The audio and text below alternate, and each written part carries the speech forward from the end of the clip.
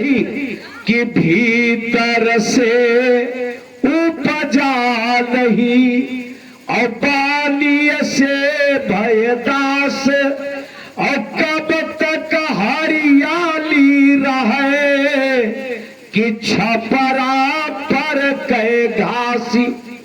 बरसात में छप्पर पर भी घास निकल आती है हरी हरी, लेकिन क्या बैसाख जेठ में कहीं मिलेगा छप्पर पर हरी घास? और बरसात में आपको देखने को मिलेगी। तो जब तक आत्मा से हम परमात्मा को नहीं पुकारेंगे तब तक परमात्मा हमारी मदद कैसे करेगा? अरे भगवान को एक बार पुकारो। लंकापति रावण ने पूरे रामचरितमानस में और अपने जीवन काल में केवल एक बार राम कहा, बाकी वो तपस्वी उनको कभी भी शुद्ध शब्दों से एक भी शब्द सम्माननीय रूप से नहीं बोला, जबकि रावण महनीय था, कोई साधारण थोड़े था। हम आप एक लोटा जल अच्छा चाहते हैं, कहते हैं भगवान के भक्त हैं।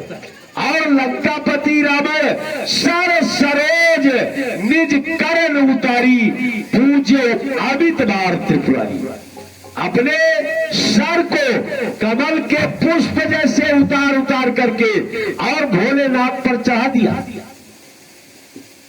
हम आप एक लोटा जल धतूर मदार चाहते हैं और भगवान से राजकाज सब मांग लेते हैं, और उसने अपने सर को कमल के पुष्प जैसा भगवान को चढ़ा दिया।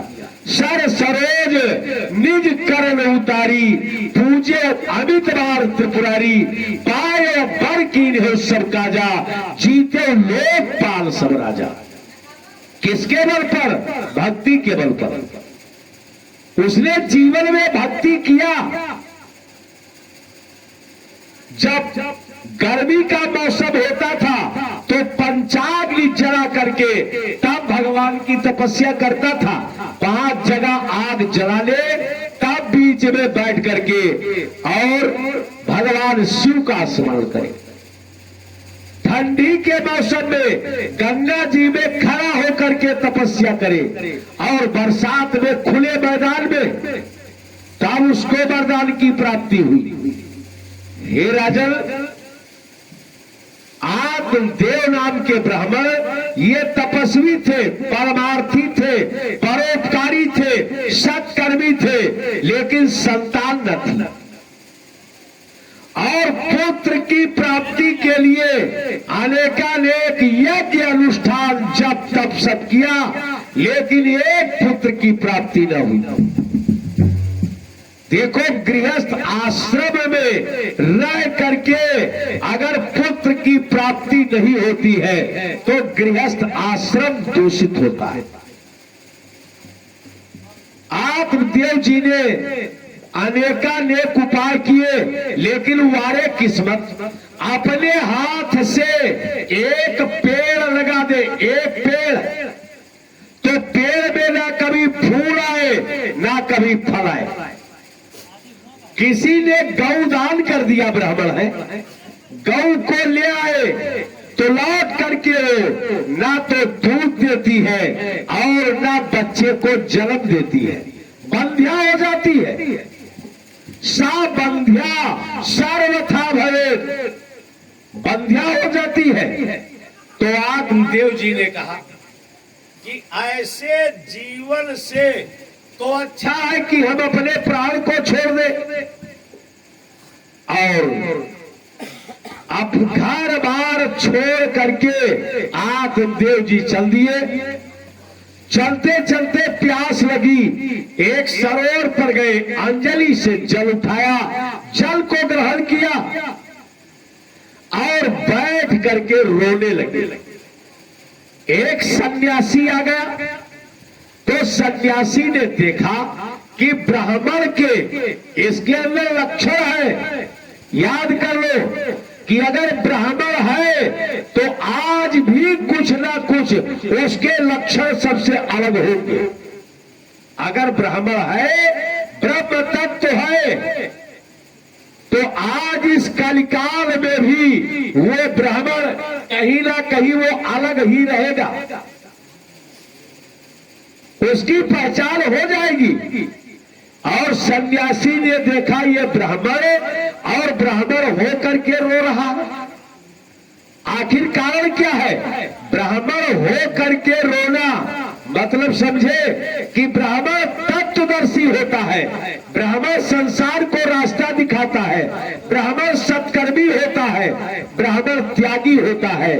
और ये ब्राह्मण हो करके रो रहा है, क्यों? और ब्राह्मण का जो पेश भी रख लिया, उसके अंदर स्वाभिमान कूट कूट कर भरा होता है। कैसे? एक उदाहरण से बात स्पष्ट हो जाएगी। और कृष्ण के साथ ब्राह्मण बनकर के राजा द्रुपद की स्वयंवर में गए, स्वयंवर शाला में ब्राह्मण बनकर के गए, मत्स्य का भेदन करना था। कर्ण मत्स्य का भेदन कर देता, लेकिन द्रौपदी ने कहा कि सूत पुत्रम न वरिष्यामि, मैं सूत पुत्र के साथ वर्ण नहीं करूंगी। और अर्जुन ने मत्स्य भेदन की इच्छा जताई,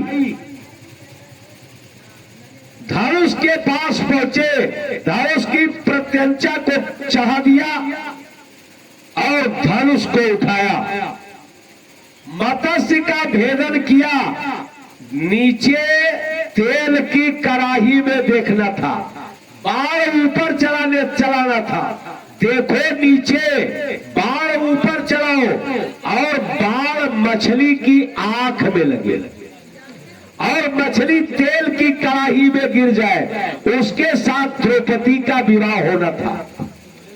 और अर्जुन ने मत्स्य भेदन कर दिया, तैसे दुर्योधन खुश हो गया। क्यों? इच्छा मांगने वाला ब्राह्मण और द्रौपदी राजकुमारी, अरे इसका ये पालन पोषण कैसे करेगा? अरे जितना साल भर में ये ब्राह्मण हो करके जितना भिक्षा मांगता है, उतने कीमत की द्रौपदी कि एक भी चीर नहीं आएगी, एक वस्त्र नहीं आएगा। जितना ये साल भर में खर्च कर देते हैं, उतने में एक वस्त्र नहीं आएगा। तो दुर्योधन ने एक अपने दूत को ब्राह्मण के पास भेजा और ब्राह्मण से संदेश दिया ब्राह्मण को, दुर्योधन ने, कि जाओ ब्राह्मण के लड़के से कह दो कि जितनी संपत्ति कुबेर के पास है वो सब मैं आज ब्राह्मण आपको देता हूं।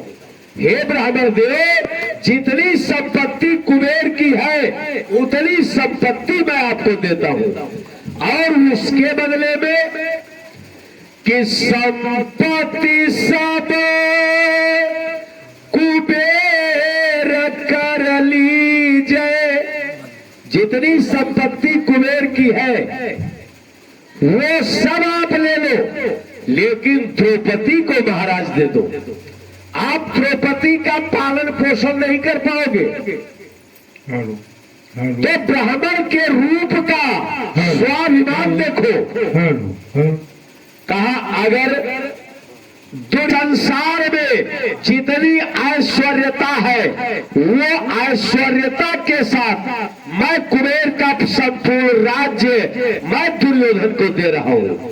और कह देना कि संपत्ति सब कुबेर कर लीजिए और रानी मोही भानुमति दीजिए। जो आपकी पत्नी भानुमति है उसको भी ब्राह्मण के पास भेज दो और संसार की संपत्ति ले लो। तो ब्राह्मण के अंदर, ब्राह्मण के रूप के अंदर हे राजन स्वाभिमान होता है। ब्राह्मण के रूप के अंदर स्वाभिमान निवास करता है। जब हमारे देश में इस्लामिक धर्म का डंका बज रहा था, क्षत्रिय लोग पठान हो गए। ऐसी कोई जाति नहीं थी, लेकिन एक भी ब्राह्मण मुसलमान नहीं बना। ये आपका स्वाभिमान है, और उस स्वाभिमान को, इसको बरकरार रखो। ये आपकी धरोहर है। अगर ब्राह्मण का ब्रह्म तत्व नष्ट हो गया तो आपके पास कुछ नहीं बचेगा। क्यों दस्त थे? अरे देखा नहीं है हम लोगों ने, लेकिन सुन रहे हो कि उस राजा के ऊपर आग एक ब्राह्मण ने लाल किया कि ब्राह्मण हाथ जोड़ करके सब कुछ दे दिया। ऋचिक ऋषि को गाध जैसे कुशिक देश के सम्राट ने अपनी कन्या सत्यवती दे दी। महाराज रोमपाद ने जो कन्या दशरथ के यहाँ से लेकर के गए थे, महाराज रोमपाद ने वो कन्या श्रृंगी ऋषि को अर्पण कर दिया।